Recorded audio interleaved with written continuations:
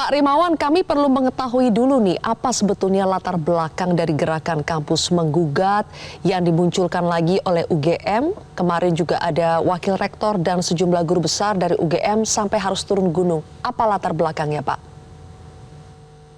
Terima kasih. Kembali sebenarnya ini adalah seperti kami jelaskan, ini adalah gerakan moral. Jadi gerakan moral dari para akademisi yang kami prihatin ya dengan situasi yang terjadi, baik itu perburukan di level kelembagaan formal sejak 5 tahun yang lalu ditandai dengan revisi undang-undang KPK pada saat itu, dan terjadi demikian cepat, hanya 2 minggu 3 minggu kalau nggak salah. Dan sekarang kita bisa melihat hasilnya KPK seperti apa. Dan yang kemudian yang lebih menarik lagi, itu yang lebih menjadi prihatin lagi, itu adalah masalah kelembagaan informal, yaitu adalah masalah pelanggaran etika, norma, dan lain sebagainya. Ini yang concern kami, karena dalam berbangsa dan bernegara perlu dilihat bahwa tidak ada negara yang akan menjadi negara yang makmur kalau kemudian aspek kelembagaannya lemah, baik itu kelembagaan formal ataupun informal. Dan ini riset di bidang ekonomi sudah banyak menjelaskan terkait dengan hal ini, dan itu sebenarnya yang mendasari, salah satunya adalah yang mendasari rekan-rekan untuk bergerak kembali untuk mengingatkan kepada para elit, terutama para elit politik. Yang kami bisa lakukan adalah gerakan moral, karena itu adalah ranah kami, bidang kami, dan di mana kami harus menyuarakan kebenaran adalah kebenaran. Baik. Mungkin itu. Oke. Pak Rimawan, gerakan seperti ini kan sudah pernah dilakukan sebelum pemilu ya Pak, dan sekarang dilakukan lagi pasca pemilu. Kalau dilihat dari hasilnya ketika sebelum pemilu itu dilakukan gerakan semacam ini, ternyata kan tidak terlalu ada perubahan yang bisa kita lihat dari bagaimana cara berdemokrasi kita hari ini. Bahkan dugaan-dugaan kecurangan pemilu malahan semakin banyak terdengar.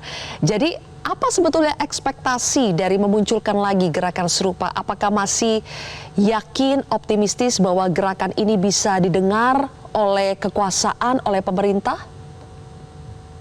Harus dilihat dari perspektif yang lebih luas ya, Mbak. Jadi begini, kami akademisi ini mengemban amanah konstitusi. 2 amanah konstitusi yang berat. Yang pertama itu adalah mencerdaskan kehidupan bangsa, dan yang kedua itu adalah membangun peradaban. Pertanyaannya adalah, peradaban seperti apa yang ingin kita wariskan kepada anak cucu kita? Jadi pertanyaannya bukan masalah berhasil atau tidak berhasil, tetapi kemudian pertanyaannya adalah apa yang sudah kita lakukan. Kalau kami mendiamkan semua ini, maka yang terjadi adalah seolah-olah semuanya itu benar.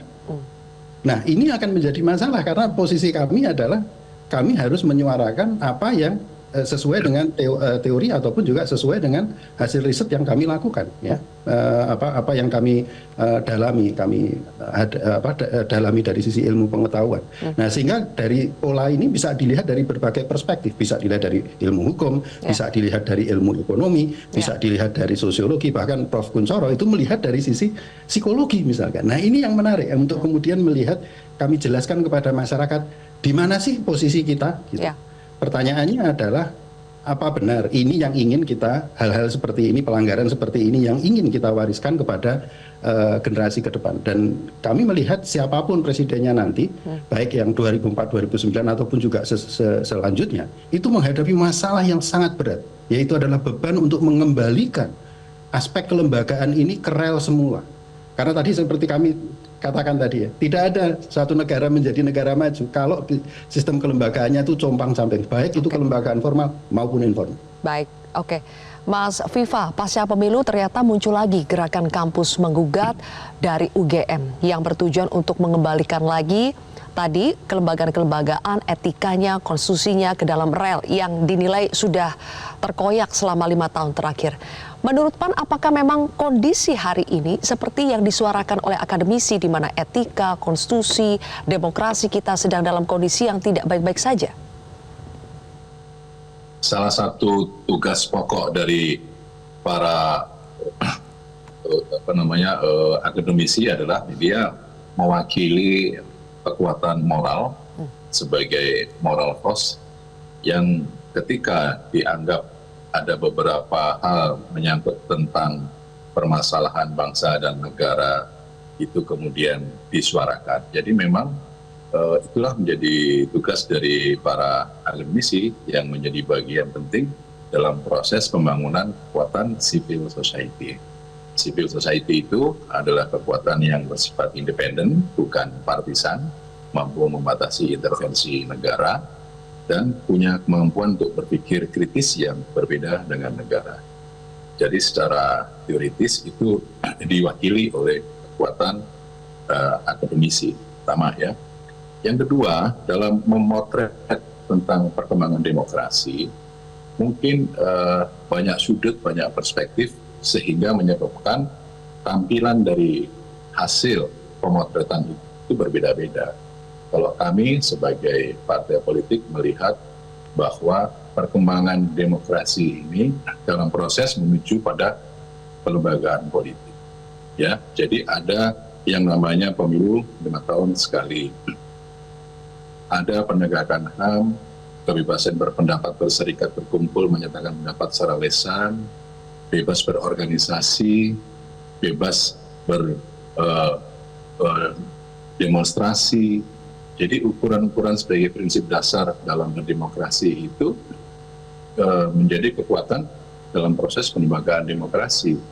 Kalau kemudian dianggap bahwa adanya pelembagaan negara yang tidak berjalan atau disfungsional, ya ditunjuk saja mana, karena kita ini berbangsa, bernegara berdasarkan kepada peraturan perundang-undangan.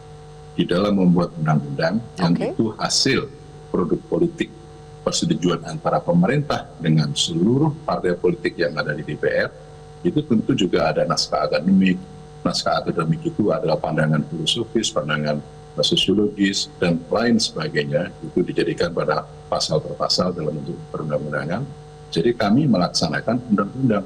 Gitu. Jadi kalau kemudian dianggap ada problematik soal pelembagaan demokrasi, tentunya hari ini demokrasi memang perlu penyempurnaan, perlu. Gitu. Tetapi dalam hal proses untuk menuju pada pelembagaan, sesuai dengan koridor yang ada, kita melihat banyak perspektif untuk melihat itu. Berarti Mas Viva, kalau melihat kondisi hari ini seperti yang Anda sampaikan tadi, apakah perlu sampai dimunculkan adanya pengadilan rakyat? Nah, itu kan merupakan kebebasan berekspresi dari masyarakat, dari akademisi untuk melakukan pengadilan rakyat. Ya silakan aja bikin pengadilan rakyat, siapa hakimnya, terus siapa yang jadi oknumnya, gitu silahkan. Jadi bahasa-bahasa pengadilan rakyat ini kan bahasa-bahasa yang untuk menyuarakan tentang semangat heroik, semangat perjuangan. Gitu. Tetapi kalau kemudian memakai pengadilan rakyat itu kan sama dengan menunjukkan tidak adanya kepercayaan terhadap lembaga-lembaga negara yang ada. Kan itu sama dengan begitu, ya kan? Nah, apakah kemudian pengadilan rakyat itu hakimnya siapa? Baik, sempat tercetus ya kemarin pada saat menggelar acara di UGM itu ada gagasan untuk membentuk pengadilan rakyat ini, Pak Rimawan. Apa sebetulnya maksudnya dan siapa sih yang harus diadili dalam pengadilan rakyat ini?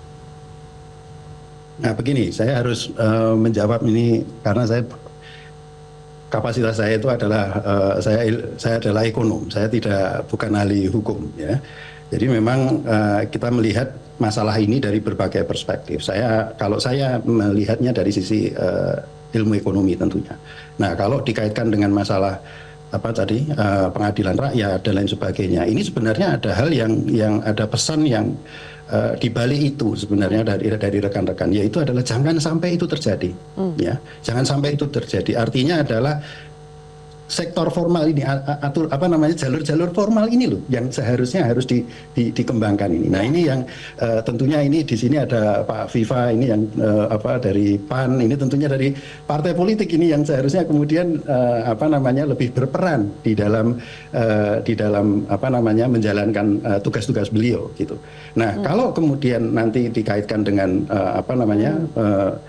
kami tidak ingin masalah itu masuk ke informal seperti itu, pendekatan di jalanan, parlemen jalanan dan lain sebagainya. Itu sebenarnya hal yang tidak diinginkan. Karena tidak sebaiknya itu jalur-jalur formal lah yang digunakan, karena itu akan lebih tertata, lebih dari sisi mitigasi risiko itu lebih mudah dilakukan. Tetapi kalau kita lihat apa yang dikatakan oleh Mas Zainal Arifin Mochtar, itu adalah beliau mengatakan kalau ini tidak bisa diselesaikan secara dari sisi kelembagaan formal, ada kemungkinan itu masuk ke informal. Tapi untuk detail terkait dengan masalah bagaimana proses di pengadilan rakyat dan lain sebagainya, jujur saja saya tidak tahu. Saya bukan ahli hukum. Oke. Tapi yang jelas Pak Rimawan, mungkin Anda juga sudah mendengar bahwa gerakan semacam ini juga akan diikuti oleh kampus-kampus lainnya. Kami dapat informasi UI juga besok kurang lebih akan menggelar gerakan yang serupa. Apakah memang dari UGM ingin bahwa gerakan ini tidak berhenti hanya di UGM tapi juga bisa diikuti oleh kampus-kampus lain yang punya semangat yang sama? Bagi kami adalah kami bersuara saja, ya. Apa yang bisa kami suarakan, kami suarakan. Kalau kemudian rekan-rekan akademisi lain kemudian mengikuti dan lain sebagainya, ya monggo-monggo saja. Ini ya, artinya ini adalah kewajiban moral kami, ya. Artinya kewajiban moral. Bagaimana kami memenuhi kewajiban moral itu? Dasarnya adalah tadi konstitusi, gitu. Baik, kalau begitu. Terima kasih Pak Rimawan Pradiptyo dan juga Mas Viva Yoga. Terima kasih sudah hadir berbagi bersama kami di Prime Time News hari ini. Jelajahi cara baru mendapatkan informasi. Download Metro TV Extend sekarang.